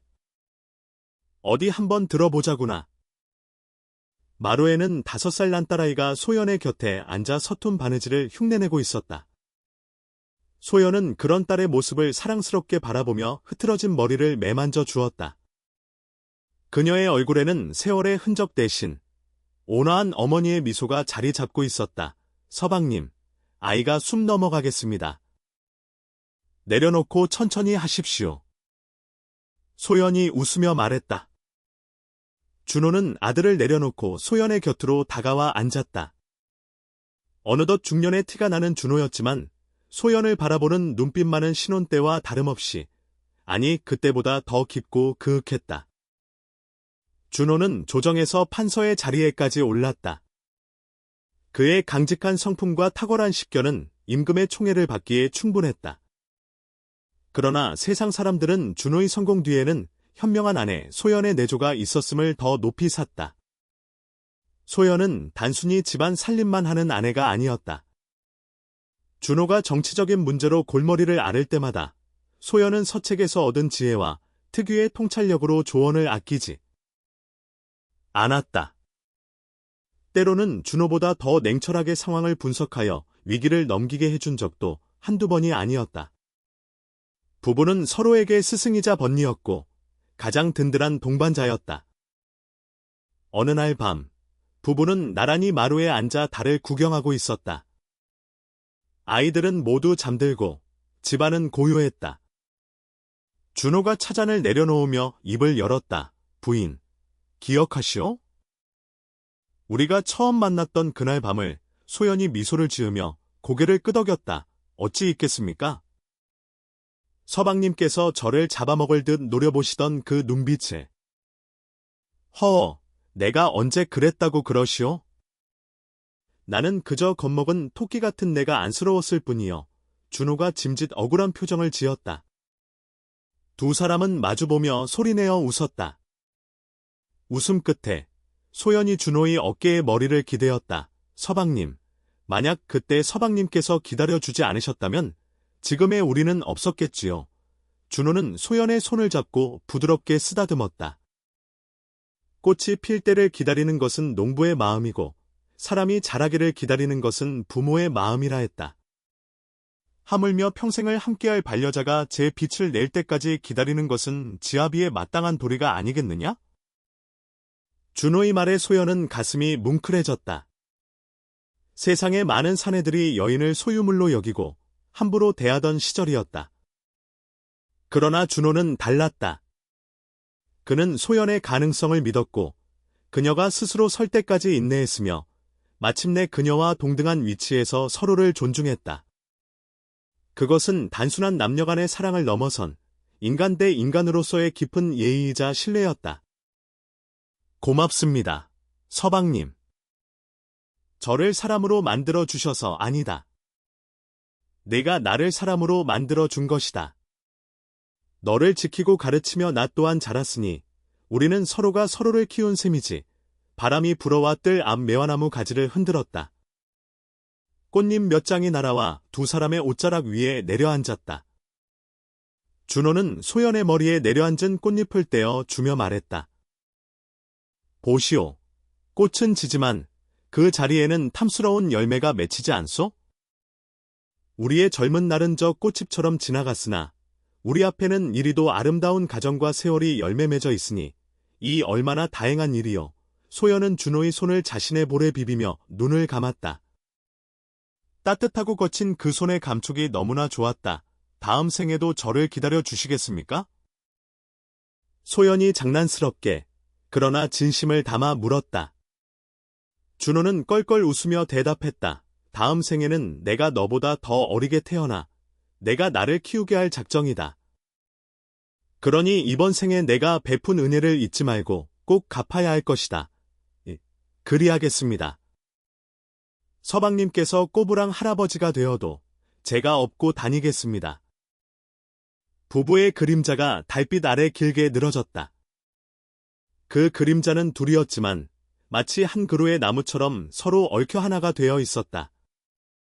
세상은 여전히 시끄럽고 험난했지만 이 작은 집 담장 안에는 언제나 평화와 사랑이 넘쳐 흘렀다. 하룻밤 촛불 아래 맺은 맹세, 평생을 두고 갚으리라. 준호가 홀례식 날 마음속으로 되뇌었던 그 맹세는 한치의 어긋남 없이 지켜졌다. 어린 신부를 키워낸 남편의 사랑과 그 사랑을 먹고 자라나 집안을 일으킨 여인의 지혜. 이 아름다운 이야기는 마을 사람들의 입을 타고 전설처럼 전해져 내려왔다. 사랑이란 상대를 소유하는 것이 아니라 상대가 온전히 자신으로 존재할 수 있도록 기다려주는 것임을, 그리고 함께 성장하는 것임을 보여주는 증거로서 말이다. 밤하늘의 별들이 두 사람을 축복하듯 더욱 반짝였다. 서방님은 책을 읽어주고 부인은 그 곁에서 바느질하며 가끔 눈을 마주치고 웃음 짓는 그 평범하고도 위대한 일상이 오래도록 계속되었다. 마침내 꽃은 피었고 열매는 달았으며 그 향기는 영원토록 지질 않았다. 아버지, 저는 도무지 이해할 수가 없습니다. 홀례란 남녀가 만나 가문을 잇고 자손을 번성하게 하는 것이거늘 어찌하여 제게 돌부처럼 굴라 하십니까? 장지문 밖으로 억울함이 가득 묻어나는 젊은 사내의 목소리가 터져나왔다. 마당에 떨어진 붉은 단풍잎들이 그 섯을 펄언 외침에 바스락거리며 굴러갔다. 방 안에는 하얗게 센 수염이 제법 잘 어울리는 중년의 준호가 붓을 멈춘 채 앉아 있었고 그 앞에는 그의 장남 창인이 씩씩거리며 서 있었다. 창인은 아버지의 훤칠한 키와 어머니의 고운 이목구비를 쏙 빼닮은 그야말로 장안의 내로라 하는 미남자였다. 이미 소가에 급제하여 가문의 자랑이 되었으나 탁월한 총명한 만큼이나 성정이 급하고 자기 주장이 강한 것이 흠이라면 흠이었다. 며칠 뒤면 창인의 홀례식이 있었다. 상대는 준호의 오랜 버딘 최진사의 딸 서윤이었다. 올해 갓 14살이 된 애늙은이 티를 벗지 못한 어린 규수였다. 창인은 자신의 배필이 너무 어리다며 그리고 아버지가 내린 언명에 대해 불만을 토로하고 있는 중이었다. 준호는 붓을 필새에 가지런히 올려놓고 천천히 고개를 들었다. 그의 눈빛은 세월의 깊이만큼이나 그윽하고 침착했다. 돌부처럼 굴라 한 적 없다. 기다리라 했을 뿐이다. 준호의 목소리는 낮았으나 그 안에는 거역할 수 없는 위엄이 서려 있었다. 하지만 혈기왕성한 창인은 쉽게 물러서지 않았다. 기다림이라니요. 남들이 들으면 소방 맞은 신세인 줄 알겠습니다. 서윤 낭자가 비록 어리다 하나 홀례를 치르면 엄연한 제 아내입니다. 부부의 연을 맺는 첫날 밤에 신부의 손끝 하나 건드리지 말라니 이게 가당키나 한 말씀입니까? 창인은 답답함에 가슴을 쳤다. 그는 친구들 사이에서 들은 무용담이며 사내로서의 본능, 그리고 가장으로서의 권위를 내세우고 싶어 안달이 나 있었다. 그에게 아버지가 내린 3년의 유예는 말도 안 되는 고행처럼 느껴졌다. 준호는 혀를 차며 자리에서 일어났다. 그는 등 뒤로 손을 쥐고 방안을 천천히 거닐었다. 창가에 놓인 난초 화분 앞에 멈춰선 그는 잎사귀를 어루만지며 입을 열었다. 창인아, 너는 내가 서윤이보다 글을 더 많이 읽고 세상을 더 많이 안다고 생각하느냐? 창인은 당연하다는 듯 고개를 끄덕였다. 물론입니다. 서윤 낭자는 이제 겨우 천자문이나 읽는 수준이라 들었습니다. 제가 가르쳐야 할 것이 태산입니다. 준호는 피식 웃었다. 그 웃음은 비웃음이 아니라 과거 자신의 오만함을 떠올리는 자기 조소가 섞인 웃음이었다. 가르친다. 그래. 나도 한때는 그리 생각했었다. 내가 너의 어미를 가르쳐 사람을 만들겠다고 생각했지. 허나 지나고 보니 그게 아니더구나. 준호는 벽장에 소중히 보관해 두었던 낡은 나무 상자를 꺼냈다. 먼지가 뽀얗게 앉은 상자를 열자 그 안에는 누렇게 바랜 종이 묶음들이 들어 있었다. 준호는 그중 한 장을 꺼내 창인에게 건넸다. 읽어보거라. 창인은 의아한 표정으로 종이를 받아들었다. 그것은 아버지 준호의 필체가 분명했으나 평소의 힘찬 필치와 달리 어딘가 흔들리고 고뇌에 찬 글씨였다. 술씨, 술씨. 신방에 불을 끄고 누웠으나 잠이 오지 않는다. 저 아이의 숨소리가 들린다. 두려움에 떨면서도 나를 믿고 잠든 저 작은 등을 보고 있자니 사내로서의 욕망이 끓어오르다가도 가슴 한구석이 아려온다. 내가 취하려는 것이 여인의 몸인가? 아니면 한 사람의 영혼인가? 억지로 취하면 몸은 얻을지 몰라도 마음은 영원히 잃을 것이다. 참아야 한다. 아이가 꽃이 될 때까지 내가 비바람을 막아주는 담장이 되어야 한다. 하지만 참으로 길고도 고통스러운 밤이다. 창희는 글을 읽어 내려가며 점차 표정이 굳어졌다. 그가 알고 있는 아버지는 언제나 태산처럼 흔들림 없고 감정에 휘둘리지 않는 냉철한 선비였다. 그러나 이 글 속에 담긴 아버지는 욕망과 윤리 사이에서 치열하게 갈등하고 밤새 뒤척이며 괴로워하는 한 명의 나약한 사내였다. 아버지, 이것은 창인이 떨리는 목소리로 물었다. 준호는 창밖의 먼 산을 바라보며 말했다. 내가 내 어머니와 혼례를 치르고 쓴 일기다. 그때 내 어머니는 13살이었다. 지금의 서윤이보다 1살 더 어렸지. 준호는 잠시 말을 멈추고 회상에 잠겼다. 창인아, 너는 어른이 된다는 것이 무엇이라 생각하느냐? 수염을 기르고 관직에 나가는 것이냐? 아니면 여인을 품고 자식을 낳는 것이냐? 준호가 물었다. 창희는 선뜻 대답하지 못하고 우물쭈물했다. 진정한 어른, 그리고 진정한 사내는 자신의 힘을 과시하는 자가 아니라 자신보다 약한 자를 위해 그 힘을 절제할 줄 아는 자다. 네가 서윤이를 그저 욕망의 대상이나 집안의 부속품으로 여긴다면 너는 오늘 밤 당장 합방을 해도 좋다. 허나 서윤이를 평생을 함께할 동반자로 너의 영혼을 나눌 유일한 버드로 여기고 싶다면 기다려라. 준호의 눈빛이 매섭게 빛났다.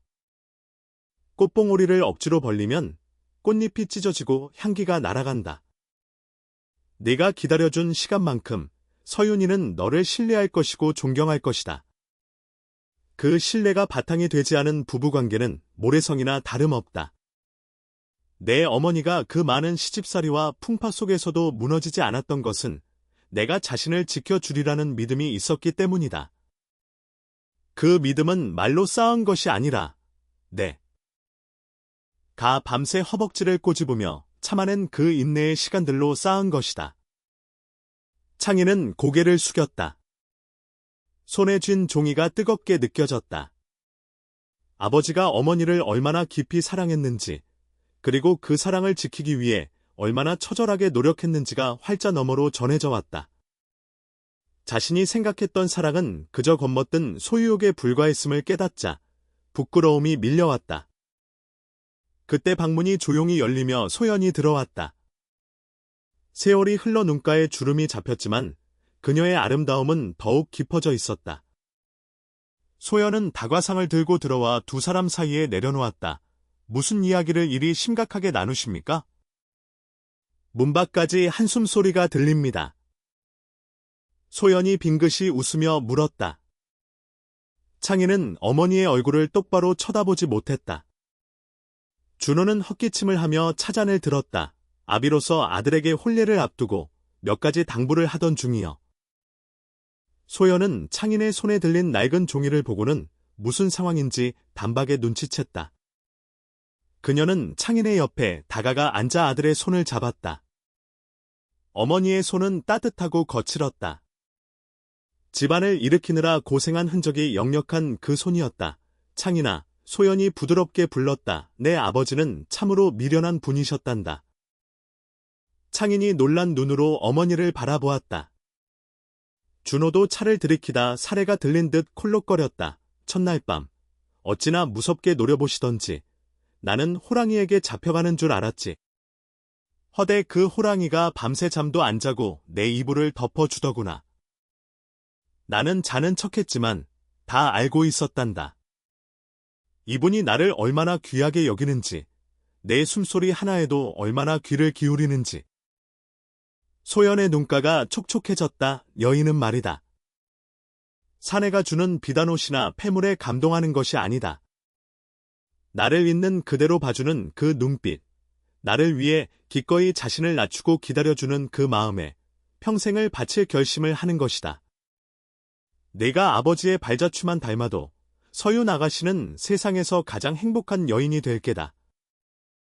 창희는 어머니의 말에 코끝이 찡해졌다. 그는 아버지와 어머니를 번갈아 보았다. 두 분 사이에는 보이지 않는 끈이 단단하게 연결되어 있는 듯했다. 그것은 단순한 부부의 정을 넘어선 전율이자 신앙과도 같은 유대감이었다. 창희는 자리에서 일어나 아버지와 어머니에게 큰 절을 올렸다. 소자, 아버님과 어머님의 뜻을 깊이 새기겠습니다. 어리석은 생각으로 두 분께 심려를 끼쳐드려 송구합니다.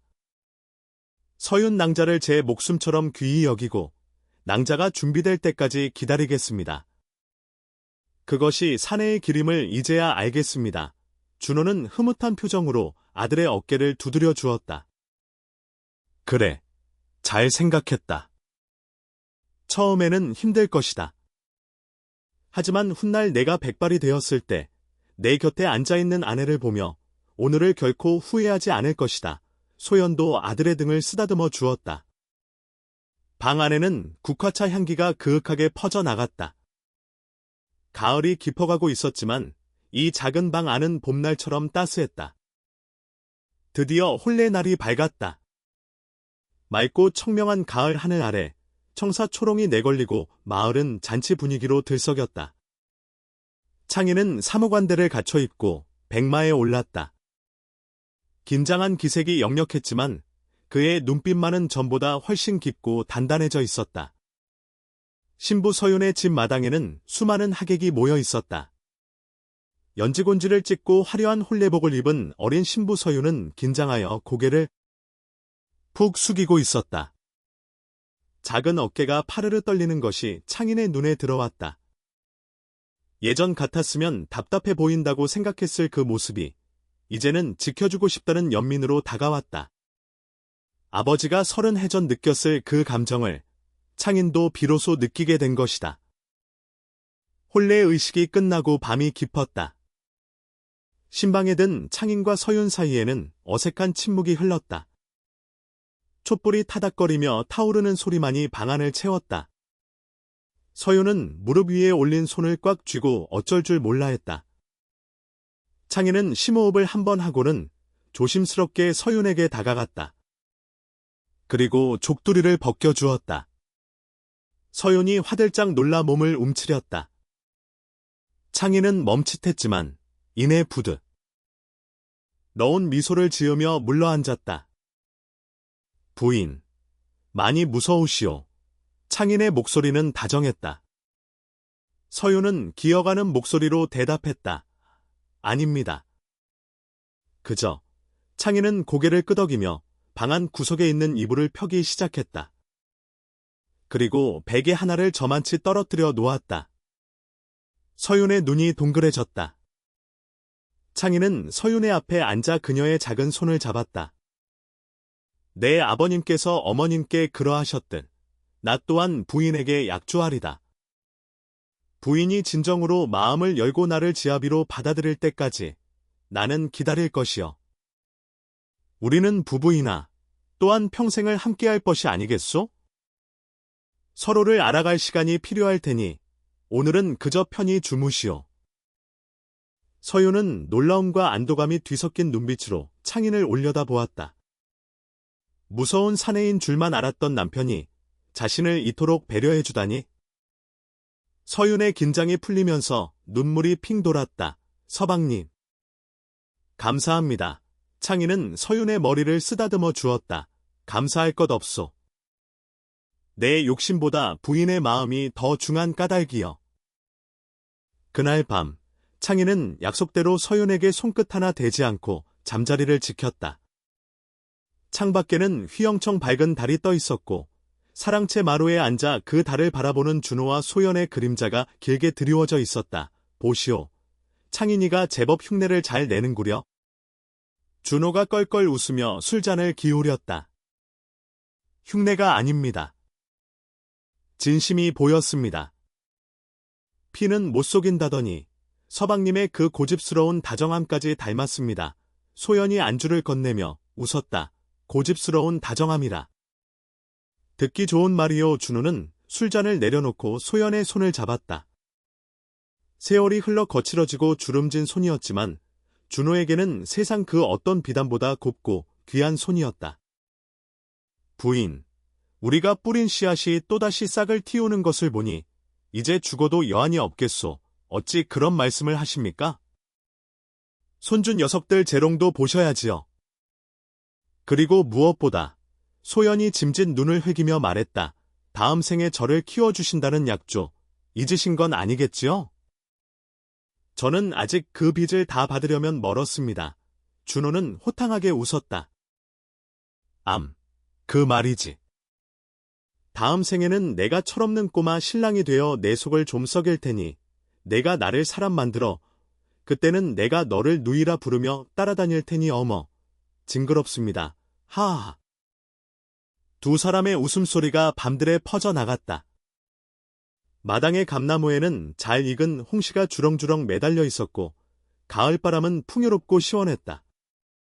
사랑은 그렇게 되물림되고 있었다. 인내하고 존중하며 상대를 위해 자신의 자리를 비워두는 그 아름다운 기다림의 미학이 준호의 집안을 지탱하는 뿌리가 되었다.